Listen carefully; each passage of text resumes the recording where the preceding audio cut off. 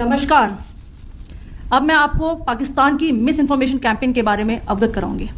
पहला, पाकिस्तान ने यह क्लेम किया कि उसने अपने JF-17 से हमारे S-400 व ब्रह्मोस मिसाइल बेस को नुकसान पहुंचाया, जो कि बिल्कुल गलत है।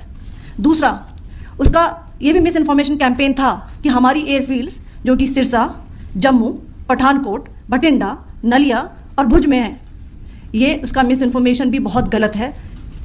तीसरा, पाकिस्तान के मिस इन्फॉर्मेशन कैंपेन के मुताबिक हमारे एम्यूनिशन डंप्स जो चंडीगढ़ और बियास में है उसका डैमेज हुआ, यह भी बिल्कुल गलत है। हमने आपको मॉर्निंग ब्रीफिंग में बताया था विद फैक्ट्स एंड फिगर के साथ कि ये सारी चीज़ें बिल्कुल सही सलामत हैं। अब मैं आपको बताना चाहती हूँ कि पाकिस्तान के एक प्रेस कॉन्फ्रेंस में ये बात की गई थी कि उनके सीनियर मिलिट्री ऑफिसर्स जो कि पूरी तरह से ये भ्रामक हैं और तथ्यों से दूर हैं कि पाकिस्तान की ओर से ये झूठा आरोप भी लगाया जा रहा है कि भारतीय सेना ने मस्जिदों को नुकसान पहुंचाया। मैं इससे बिल्कुल स्पष्ट करना चाहती हूं कि India is a secular nation और हमारी सेना भारत के कॉन्स्टिट्यूशनल वैल्यूज़ की एक बहुत प्यारी झलक है। इंडियन आर्म्ड फोर्सेस ने पाकिस्तान को बहुत भारी नुकसान पहुंचाया, उनके मिलिट्री इंफ्रास्ट्रक्चर्स को, चाहे वो लैंड एसेट्स हों या फिर उनके एयर एसेट्स।